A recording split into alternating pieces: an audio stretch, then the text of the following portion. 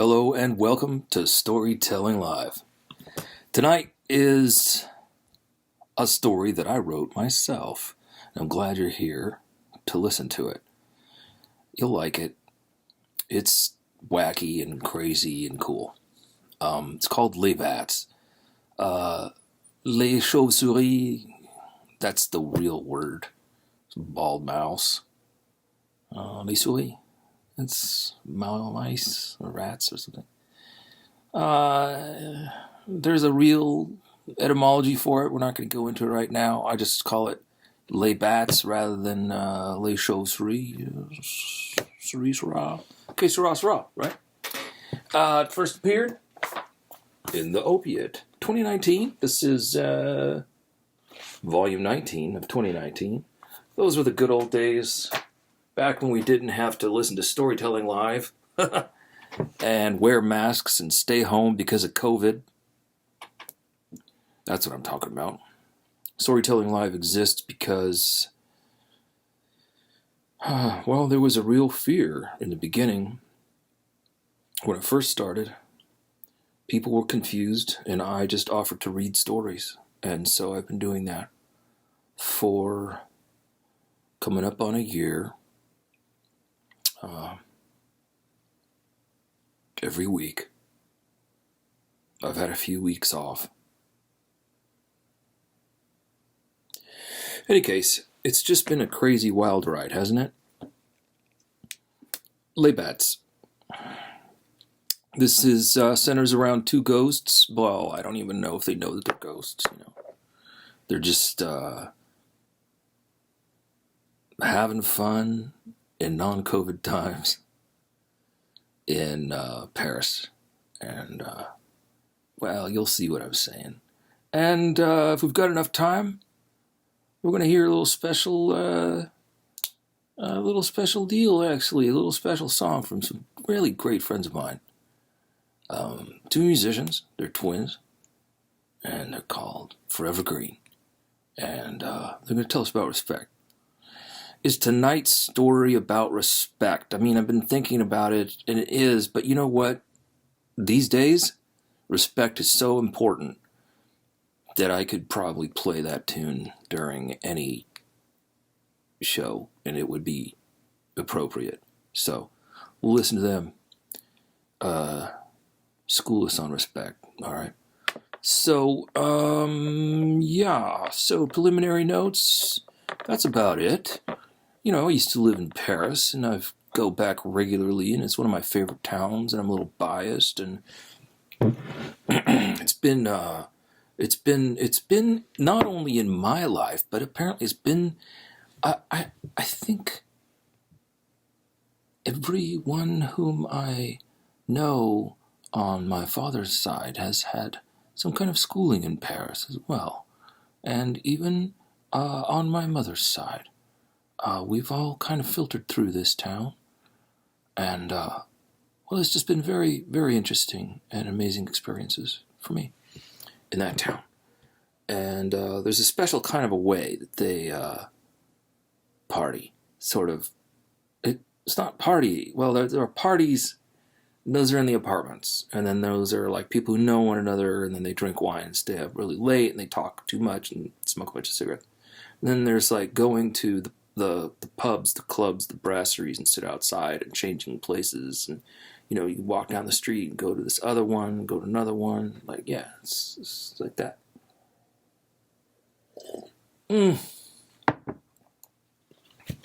All that's gone now. I miss Paris, and I'm sure Paris misses Paris. I'm recording this for the week of February, 13. And it's snowing there, cold and snowy right now. Anyway, hello to all my friends in Paris. I kind of wish I was there too, but it wouldn't be the same without the fresh marron chaud. The roast chestnuts they will again one day. Roast chestnuts in the street on battered on a beat up like oil drum top. You would think it was is that a kalimba? But it's not. It's got holes poked in it. It's like brown with rust or whatever. It's of course concave. They've concaved it, hammered it in, and it's got holes. And those the best tasting chestnuts are the ones that have sat there for a while. And they're like toasted through and through, and the skin's like curling back on them. And those are the greatest, man. They don't salt them or anything. You just eat them toasted, and they're great to put in your pocket on a cold day, because then like that heat comes through. Anyway, all right, okay. Preliminary notes over. All right, so we're gonna jump into Paris. Ready, set, lay bats. I don't want to get bombed and stay up all night again like we used to. I always found myself out long after midnight and sloppy drunk trying to bow out of the next unfortunate incident. One night, early on, I had to pull him off a poor normal sap before he could scream into his ears and rip his eyes out about how trite and dull he was. What a critic. I grabbed him by the arm, and that's when I met the mongoose in him. He curled his eyebrows together in a way that made me look down at his hands for a knife. I said, "Come on, it's only poetry." He said, "I would kill for a good poem. I would gladly kill you for a good poem." And he grabbed me by the shirt collar. I threw him to the floor. He kept my collar with him as he went down, yanked my neck. We both stormed out of the reading. That's pretty much why I'm not interested in getting so drunk, staying up all night and sleeping in the walls of buildings like a bat. He was skinny enough. He showed me how to search for a good exterior wall in a thick old building with a chimney flue or radiator pipes. "Look up! See?" he would say. He'd point to a grouping of pipes at the edge of the roof. "This one's good to go," he said. Then we'd look down at the street level, and sure enough, he'd find us a hole or some kind of access point at the base of the wall, and we'd shimmy right on up. He was skinny, but I was losing it. Too many years of drinking, too much food, too much pain. He hadn't had the pain yet, the pain of profound loss. But he was high on ideas and meds. He was high on his age. He still figured he was at the center of his reality and that he could fight the devil with meditation, drink, and sex. I never saw him eat. Well, yes. Once, yes, he ate salami sticks and corn chips, gulped down red wine after. He didn't need much sleep. He had stopped into my place, then beckoned me out to the streets once more. We drank and smoked in the alleys of Montmartre. Late at night, he danced and sang. I thought of you, by the way. It rained steadily all night. We were soaked. I stank like wet wool. We finally climbed into the wall of a giant old hotel at 4:30 a.m. It was the Victor Massé of Pigalle.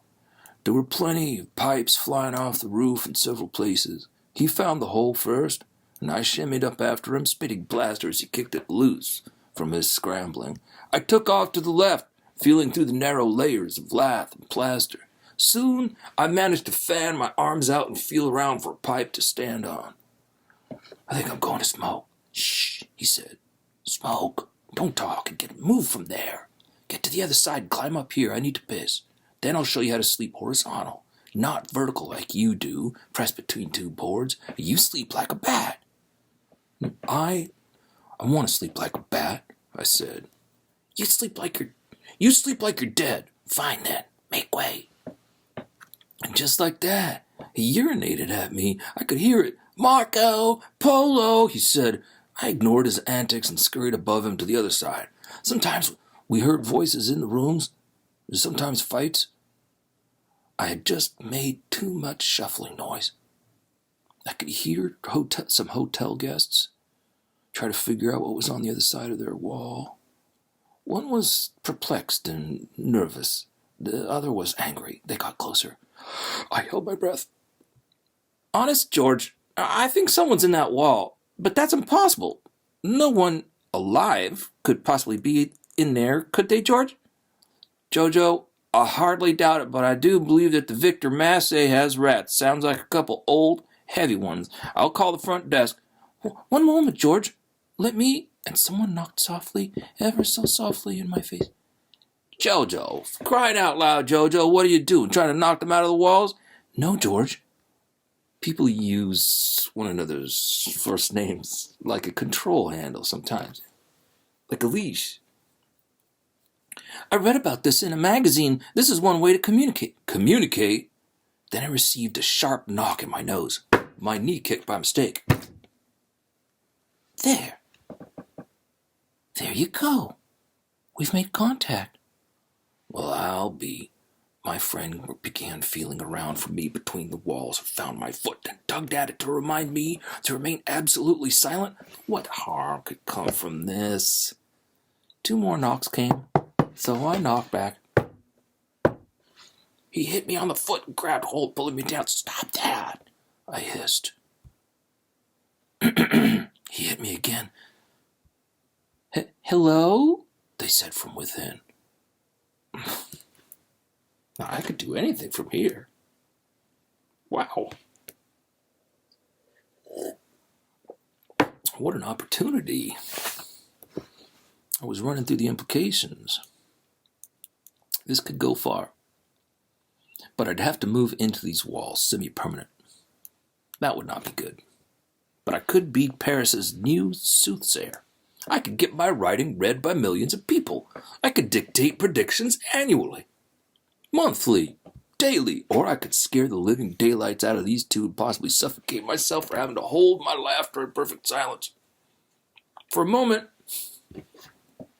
I was stumped. I kicked the wall. There. Again, they said. I heard.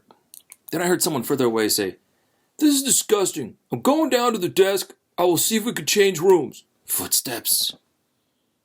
The pinch of failure yet again. Paris will have to wait to hear my oeuvre. It would be a tale of the people, the new Comédie Humaine. I would include everyone in town, and no one would escape my pen. I shimmied out of range for that room. They knocked here and there throughout the night, but we were perfectly silent.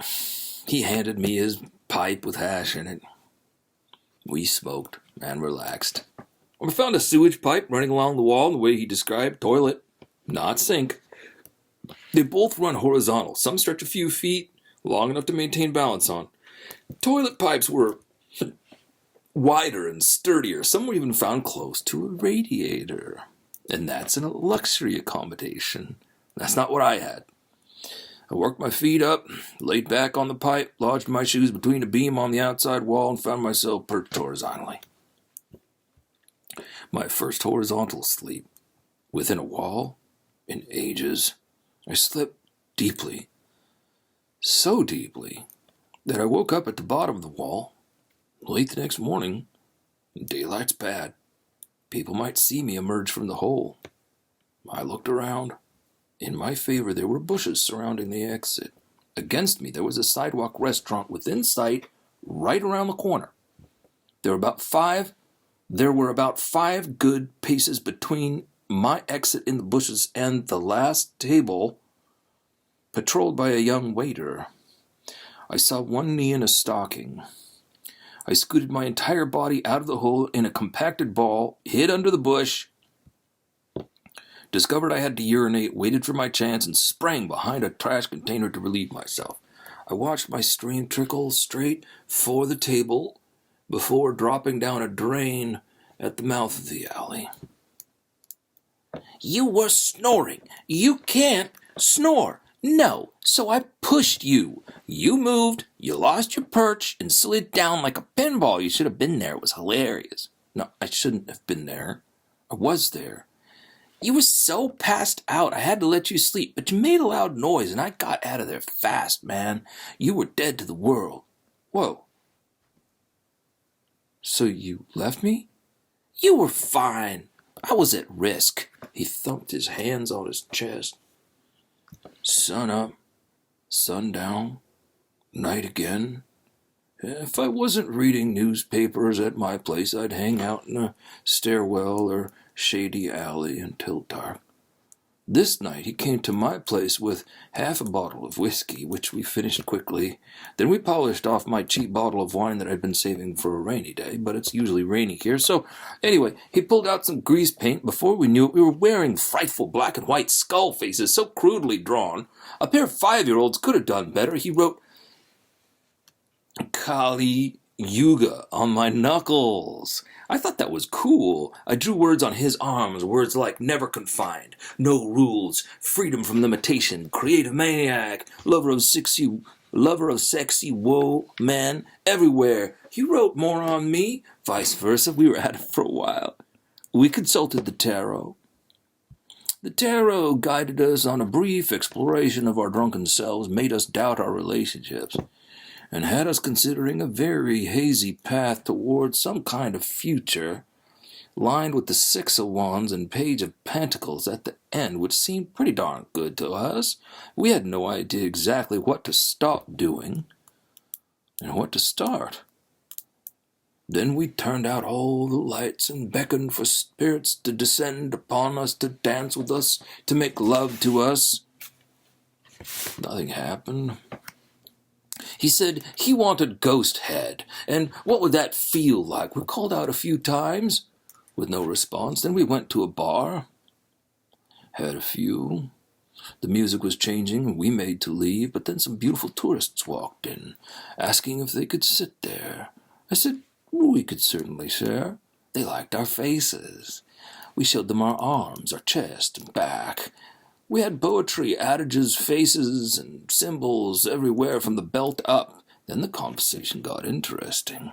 He took the hands of one of them and laid them on the table smoothly and methodically, as if he were beginning a ritual. I said he was going to peer into her soul now. Did she have any plans or concerns? Plans or concerns. I made it clear that this was where she should meditate, rather than open the floodgates to any nature of question. Then he pulled out a pen and drew on the arms of the tourists. He didn't need the tarot. He just looked right into a person's eyes and saw it. He told them whatever first came to mind. I saw him. I sat with him and saw it too. As he saw it, I watched and sipped my beer. He was right on target. We all laughed. Their minds were blown. We had onlookers. Other people wanted readings from the skull-faced characters. We gratefully declined and left with the tourists. We found a small cocktail bar down the way. They bought us drinks. He wanted to hit the old quarter. He said, "This is where you can see the first street of Paris." I corrected him. "The oldest." He shook his head. "Which came first? The first street or the oldest?" I said the street, like so many of the original streets of central Paris, might have been altered or pulled up, like what Napoleon's Haussmann had done to the grand boulevards. But that makes whichever street that's been there the longest the first street of Paris. We're not sure, I told the tourists. They had tuned us out already. We were walking briskly toward the little neighborhood where the walls are crooked and the cobbles are very large. Not Mouffetard, not Rue Saint-Jacques. There are particular streets with 600-year-old cobble. The tourists were fascinated, looking everywhere. He laid down the ground rules. No photos, and no flashes, no loud noise. In fact, silence. Just silence.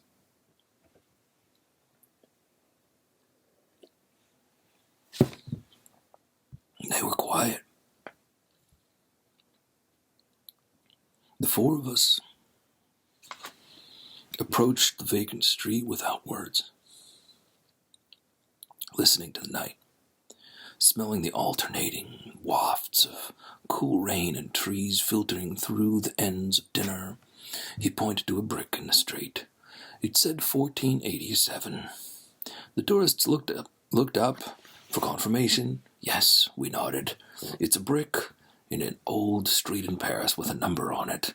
Anything could mean anything. In fact, anything does mean anything. And this was our magic. In our world, anything means anything. We offered no explanation. The windows were smaller here, with yellow light. We stood in silence to take it all in, the ivy, the windows, the sensation of thousands of people occupying these homes and treading these cobblestones over hundreds of years. Then he approached the window and beckoned to me with an arm outstretched, fingers curling a little. I ducked behind him, slow and steady. He raised his head into the window frame. A skull face, sunrise. The room was empty. He took me by the sleeve, and we went looking for another window. The tourists hung back in the shadows, asking quietly what we were up to, with a bit of desperation. Skull-faced sunrise, I tell them. Skull-face. Sunrise. I like it, he said, and approached the next window with a swooping, delicate gestures like a dancer, with large leg movements, landing on his toe, fingers poised on a sill, bringing his skull face closer for an artsier presentation. Big screams from inside. Success! He laughed so hard and so quickly, while trying to stifle it at the same time, that tears flowed profusely down his face, smearing his makeup. I did not think his makeup needed mending. The raw streaks added to his look. The tourists wanted to go. I had promised to walk them to the metro. Metro's closed. Construction. I took them to a taxi stand. He would stay where he was, lurking in the old quarter. It was 3 days later. I spotted his white serpent-like form from across the street as I floated out of the tabac. That's a tobacco shop. Screams leapt into the night from the third-story window. He slithered down and picked up his coat from the sidewalk. I handed him a cigarette. Look! He rolled his eyes back up in his head and stuck his tongue out. The black circles of makeup around his eyes drooped down his cheeks, and his mouth gaped unnaturally large. I was taken aback. Is this your stab at kabuki? No, this is Buto, skull-faced sunrise. We must perform on buildings in tandem. This will be our masterpiece. This is my new muse, he told me. This is now my major passion. I must be the new spring-heeled Jack, but I will be skull-faced Jacques. I had already promised myself, and you, that I would be rid of him. I needed to tell him, so I did. I can't go on fighting your spider webs every night. Why would you want to do that? You stop that now. I implore you. You have no business in my spider webs, nor did I ever ask you. If I'm not to help you fight your spider webs, then how did I run across you like this, mid-act? I suppose I thought I was your watcher. Correction. You are camera flying into the sky. I am bird of wings horizon. We are the watchers of wisdom lightning. This is our porous world. Get it? We are both watchers. We are the wise watchers of nature's twilight coves. Behold the night. Behold our domain. Have you got any wine? I did not. I had promised you that afternoon that I would discontinue seeking his company, and yet he was always so easy to find. Perhaps because we were brothers? No. Not blood brothers, but maybe yes, blood. Definitely blood. There's nothing unclean about chicken blood. But you made me agree to quit the blood game, so I stopped. I explained to you that I was executing a slow diffusion rather than an immediate break with him. I said I was trying to pour off the bubbles of our relationship. You said it was very alcoholic of me, stating it like that. You said that I was as addicted to him as I was to the hooch. That was when I vowed to quit remembering the good times you and I shared, and decided to carry out my slow extraction plan as I saw fit. Besides, it was still fun.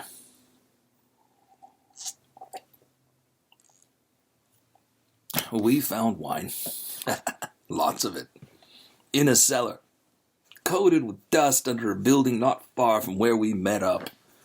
We sat on the floor and stuffed our coat pockets with bottles. He insisted on giving me a skull. Kabuki faced his own stylized rendition. I'm not going up tonight. You will? You will love it. I promise. This is a new pleasure you should not miss. We will be fine. Trust me. I trusted him. No problems.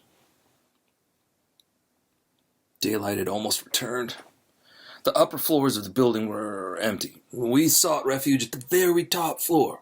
We discussed matters of trust and more important matters such as whether or not the comma had any function at the end of the line of poetry anymore. People still did it. I said commas were like skin tags. Skin tags hold more blood than a comma, he said. I agreed. We dozed on bones of filthy couches. His makeup wandered over his face as he breathed and dreamt. I wondered what stories my face revealed. But I could see nothing. All the mirrors were coated with years of dust. At about 2 p.m., the sun sprayed refractions of itself across the back wall, sending diamond shapes like glitter all over the dead hutch and fireplace. The light was cut by an immense drooping chandelier in the salon. I fell asleep. Faces of people we had met together occupied my dreams. I heard the chorus of a song beating in my mind. I lay there stiff and cold as it lifted from a radio in the street, came in through an empty window, and strangled my mind.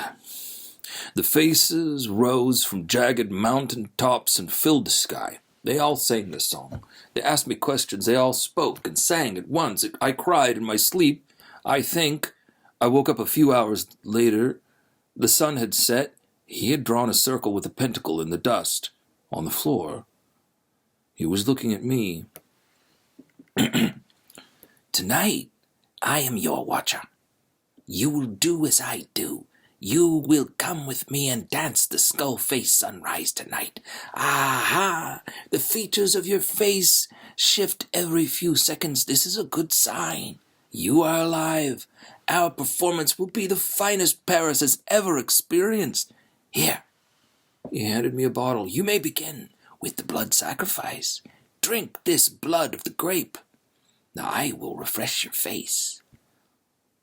What's the circle about? Tonight, we begin like never before. We will summon the powers of our forebears. We will party with 4 bears? Funny. Yes, no, there will be 3 bears. And tonight you will laugh and we will not speak of poetry. We will simply be. Sit here in the circle with me. I sat down and he brought out the paint. Now hear my voice. O ancient ones, we ask your permission to roam the streets of your city in perfect harmony with the elemental forces of wind, fire, water, and earth. We covered our bodies in clay. Our skins glowed. The star he drew on the floor soaked up puddles of moonlight and took on a brilliance that I had never seen before. Its light was drawn up into the lazy, oversized chandelier that spit out refractions in new chromatic arrangements, bright pink, lavender, pure white. It was dazzling. Do not look up. Let the forces of nature work their magic without your observation. Look at me. I have not finished your face. Now, come, leave your shoes, but bring your coat and bring a few bottles. We hit the clammy streets of Paris barefoot and nude. Bodies and faces painted, coats flung open and weighted down with several clanking bottles apiece, strolling in a cadence of suppressed glee, as if we were on our way to a dance party or coming home from a winning football match. Something special was bound to happen. Two approaching pedestrians took a quick right turn out of sight once they saw us. "Feeling sporting? Shall we give chase?" "No, please show me how you manage to climb up buildings." "Why, it's as natural as climbing the air itself." His remark was of no help. "Here, for instance, we stopped at a dark old building on Rue Saint-Maur. One of my personal favorites. It was the little church with the spire that disappears into the midnight sky." And he dropped his coat. I did the same. He grabbed my hand and kicked the wall, not with his toe, but with his flat foot. The cathedral lay down at an angle that we could practically run up. He took to all fours and scampered ahead of me. I did the same. There were no lights in the steeple, suspended in absolute dark. I felt complete. No longer was there a distinction between the night and myself. He pointed to a building.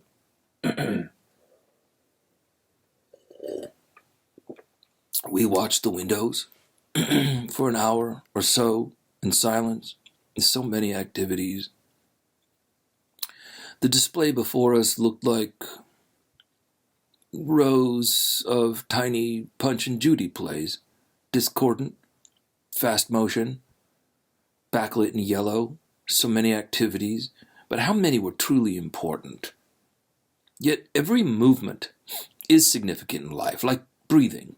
All of it boils down to a large or small transits of back and forth, from here to there, like blood moves from the heart to the lungs, from the head to the feet, to work, to home, inhale, exhale, wake up, go to sleep, together, apart, alive, dead, inside, outside, boulot, métro, dodo. Now we get to work. Where? Not here. We must go to Rue Piat. I know the perfect place. It took us no time to get there. I could see what he meant. The layout was nice indeed. We stood back to admire the homey, old-fashioned edifice. There was a park behind us. I noticed that many residents had their curtains open to view it. We sat in the grass and watched, handing bottles back and forth. My head was swimming. Echoes of the fractured moonlight appeared on bushes and tree trunks around us. Hey, what? Can you see that? Yes. Yes. Our magic circle had come to find us in the night. How wonderful. I knew I liked him. I opened a new bottle for us. He was finishing the last. We clinked bottles. Cheers to you, my dear. Cheers to us. Cheers to this. Thank you for another amazing time. We have not yet begun. Too bad we won't have an audience. Oh, we have our audience. Really? Yes. Look above. Well, they're participants. Ah, yes, but this is participatory theater. Come with me now. Take your last sip. I gulped more wine. My knees wobbled when I got up. He helped me to my feet. Come with me. We dropped our coats and walked back into the park a few meters, then turned to view the unsuspecting building, so nonchalant and quiet, so cute, with flowers and ivy trimming the windowsills, so earthy and French it was beguiling, and rather bourgeois, safe. Now, run. We grasped hands. Our bodies glowed. We ran at the wall to the left of the entrance, kicked it with flat feet, and the building leaned right over. We ran at the wall to the left. Oh. We scampered up to the top and peered down into an upper window. The people inside were walking on the ceiling, and the lamp in their salon jutted up from the floor. One person was clearing the table. Another person was pouring a drink.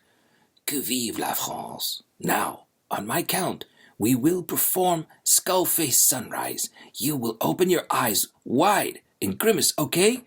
Yes, okay. He held my hand and we dropped into view from the top of the window frame.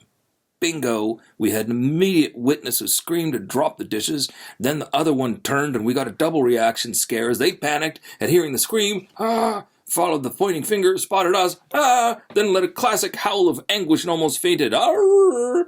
We couldn't have asked for better results. We ducked back and hugged on the rooftop.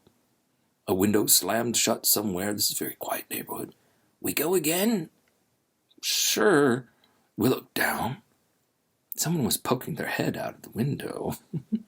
He rushed down, scampering along the wall like a lizard, growling.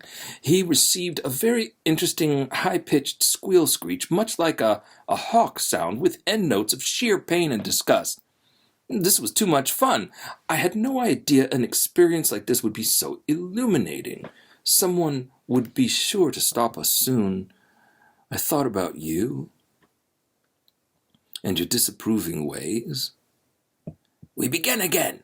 He was sweating. Shouldn't we find a new place? No, this one is too sweet, too perfect. Look below. The moonlight refractions glittered all around, covering not only the building but the treetops and the street and in the park. The lights of the windows were active. Some switched on, others switched off. We heard many panicked discussions. The whole building was in unrest. We slid down for a few other peekaboos. I performed a full frontal exposure, which spawned a strange laughter as well as screams of terror. I wasn't certain if I should be proud of that. People screamed without us in their windows. They were bouncing around in madness without our provocation. We did a very smooth skull-face sunrise in tandem, like two dancing black magic dolphins coated in clay, and received howls of fright from everyone inside all at once. It was quite the show. He screamed back. Rah! I know the sound came from him because he was right beside me when he made it, but it was completely unnatural. And it seemed to come from everywhere. It put me on notice. It put everyone on notice. Everyone, everywhere, everything fell utterly silent after he let out that scream. The commotion in the apartment buildings stopped. All the lights went out. The fragmented glitter lights had stopped. We clung to the wall of the building. I noticed my backside was cold.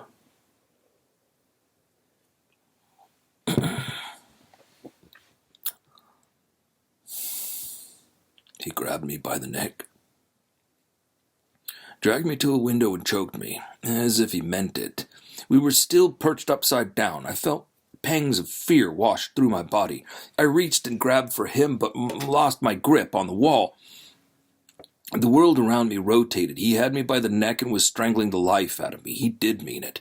He was killing me. You had warned me. I hung in front of the window with our audience trapped inside the containment cube for private viewing, and the featured spectacle was my dying self. I felt extremely sad and lonely. He had betrayed me again. Screams from inside coated the scene of us two in the window like the icy limelight of a far-gone freak show. He rolled his eyes and grimaced at them, then at me, then he screamed again. My fear for him became hatred on hearing the sound. His eyes changed. They were dark and glassy. He looked angry and desperate. I told myself that I hated this mongoose more than anything. I found the back of his neck and pulled with everything I had left. We dropped to the ground. I ran across the street. He tackled me in the park. I punched him 5 times in the face, and he got me good with the bomber and the old bread basket. I slammed his head to my knee. That should have made him drop, but he didn't go down. He staggered, and I used that moment to flee toward the Grand Avenue. I would look for police. In the middle of the street, he came after me. We boxed there, naked, dodging cars. Dawn was breaking. The murky streets blanched to tea-stained rose. I pushed him into a car. He bounced right off it, regained balance, and delivered a perfectly poised haymaker.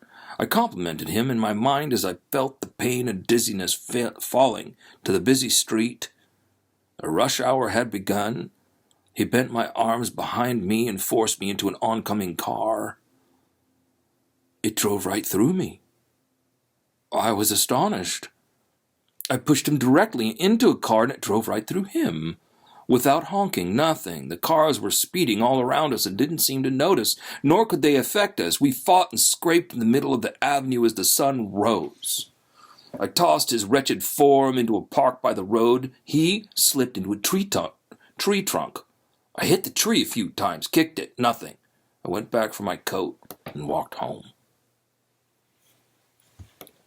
And that's pretty much why I don't want to get so drunk and stay up all night again like we used to, sleeping in the walls of buildings like bats. Since that day, I don't look for him, and I don't run into him anymore. I think the feeling's mutual. Today, every time I hear someone scream in the middle of the night in Paris, I head the opposite direction. Thank you. That's it.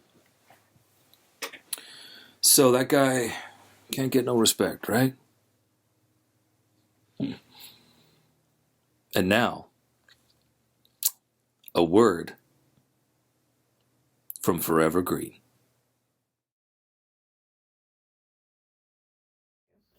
This is an original song called Respect. You ready? Yes. 1, 2, 3, 4.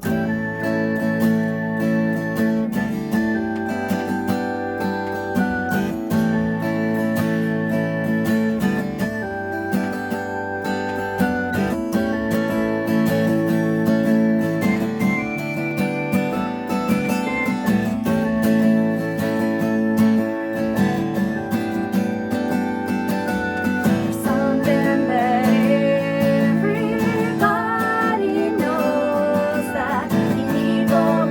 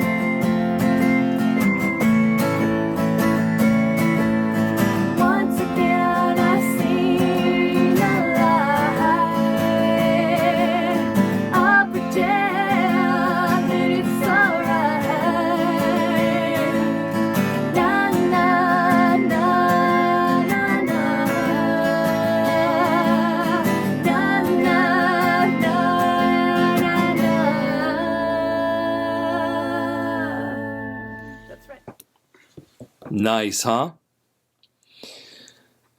Well, anyway, thanks for sticking with us. That's great. Next week is going to be another story that I wrote, and I'm hoping you'll be. Let me see. I hope you'll be here for it. I think it's going to be When the Phone Rang. So, also lots of fun. So, can't wait. And thank you, and have a good night, and a great week. And I'll see you right back here. Same bat time, same bat channel, right?